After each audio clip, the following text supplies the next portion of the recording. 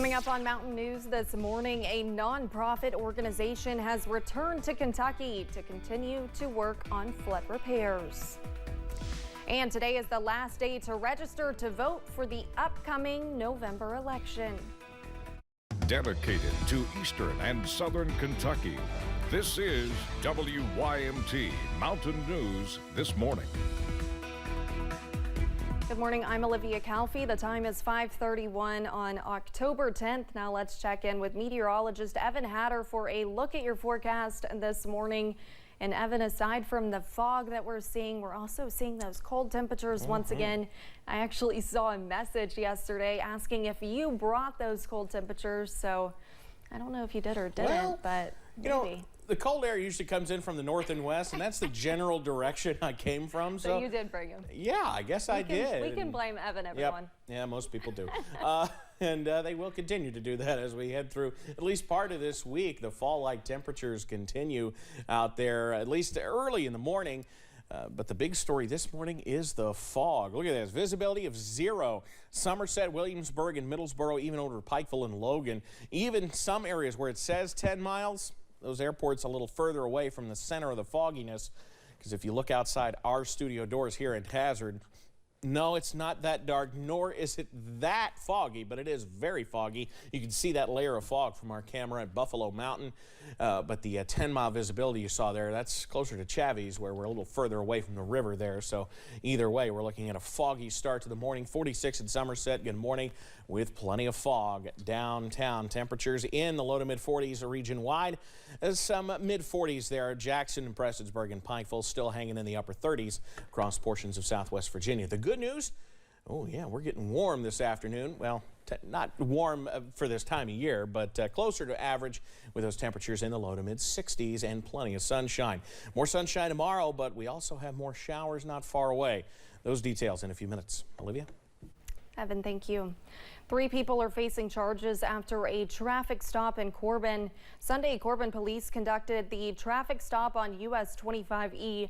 After a search of the vehicle, officers found suspected meth and other narcotic pills. 54-year-old Jeffrey McDaniel of London was taken into custody, as well as 32-year-old Ricky Neely of London and 39-year-old Ashley Cole of Corbin. All 3 were taken to the Knox County Detention Center. Officers with the London Police Department reportedly took an Indiana man into custody who they say was slumped over the wheel. 62-year-old Van Carey Vincent of Indianapolis was charged with DUI on Saturday. Officers received a complaint about a drunk driver waiting to pull onto Kentucky 192.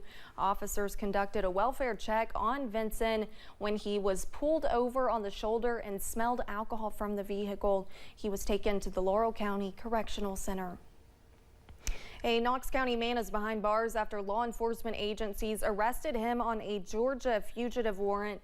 Ricky Gray was taken into custody last Friday by the Knox County Sheriff's Office and the U.S. Marshals Service. Gray was wanted in Augusta, Georgia on 6 counts of child pornography charges. Gray was taken to the Knox County Detention Center and is awaiting extradition back to Georgia. One person has been sent to a hospital following a crash in Knox County. East Knox Volunteer Fire Department responded to a crash Sunday night. They say a car went off the road along Walker Road off Kentucky 223. The person was flown to UK Hospital. Their condition is not known at this time. New data from the National Highway Traffic Safety Administration finds Kentucky has the 3rd lowest rate of deadly speed-related crashes. The latest report claims Kentucky had more than 730 deadly collisions in 2021. Speed was a factor in 41 of them. The administration found that rate is nearly 68% below the national average. Police say that number is still too high. That's 41 people that lost their life for speeding. I'd like to see that number at 0. The NHTSA report says Hawaii comes in at number 2 and Idaho at number 1 with the lowest proportion of deadly crashes involving speed.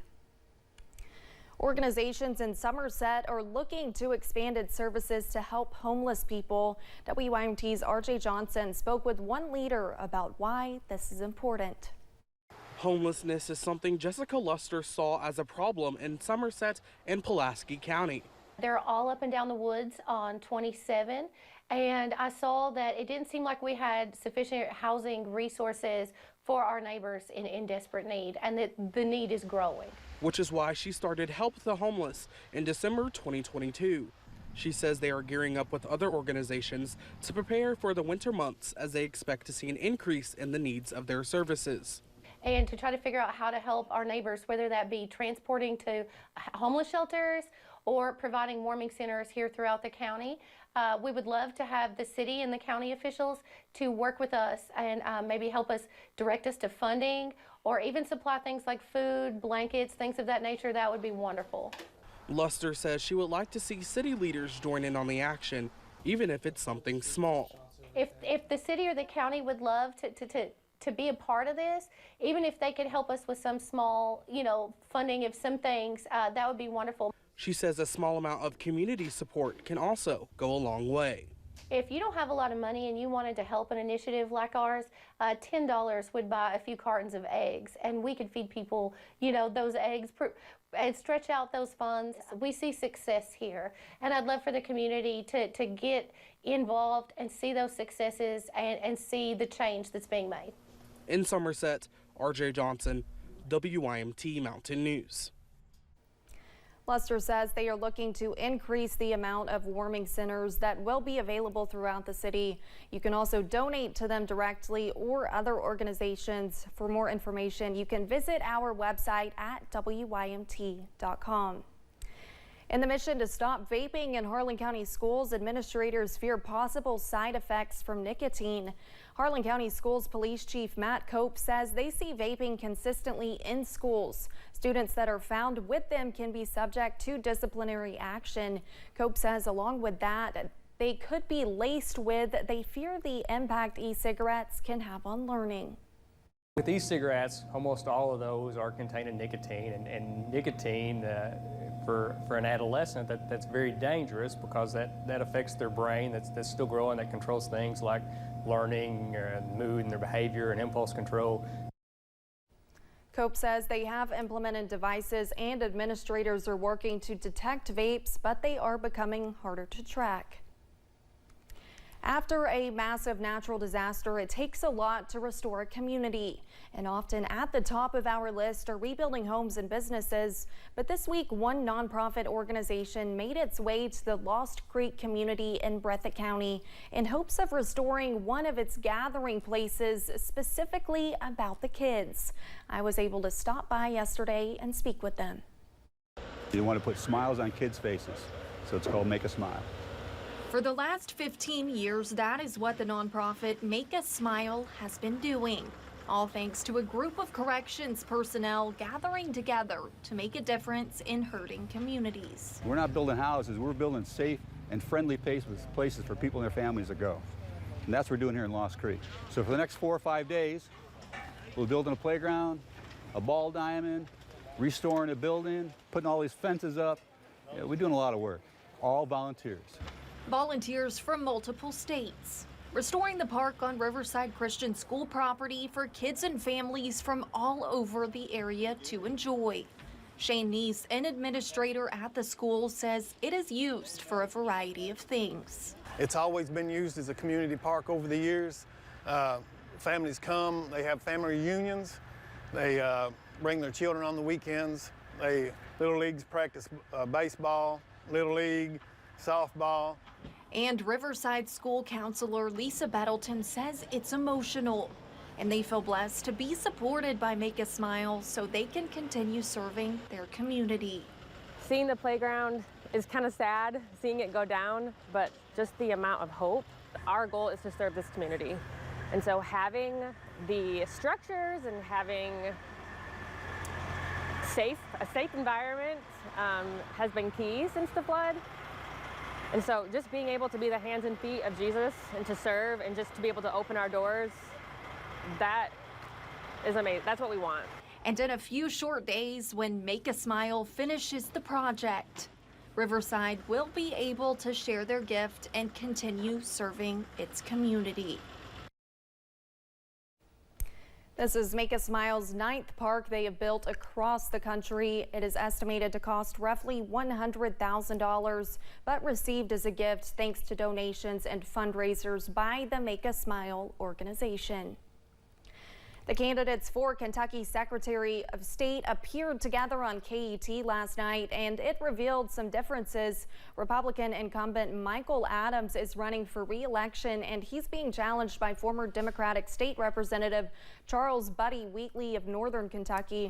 Appearing on Kentucky Tonight with Renee Shaw, the two tangled over several issues, including Wheatley's assertion that Adams supports rules that suppress voting. He just makes up this crazy stuff about this myth of suppression. You know who disagrees with him? Andy Beshear. Andy Beshear is running a campaign for re-election, bragging about all we've done to expand voting rights the last 4 years. Well, I had a lot to do with that. So when someone says that I'm slamming the door in voters' faces, and someone says I'm a suppressor and I'm cutting funding and all this other stuff, it's just false. Mr. Wheatley, are you being disingenuous in how you're characterizing Secretary not. Adams? You know, there are people who called Michael Adams' treatment of the 2022 election in his own party called voter suppression. And these allegations that he is just ripping off here is just unfounded, not true. Also on Kentucky Tonight, Sierra Onlow, the Democratic nominee for Agriculture Commissioner, answered questions. Republican Jonathan Schell declined to appear on the program. The deadline to register to vote in the November election is today, and Election Day is just under a month away. Kentucky county clerks are getting prepared. Kentuckians will be voting for a governor and constitutional officers, and some counties may have various local races as well. Coming up, we'll have more on the upcoming 36th Annual Virginia Film Festival. And we've got warmer air on the way, but will showers follow? I'm breaking it down after this.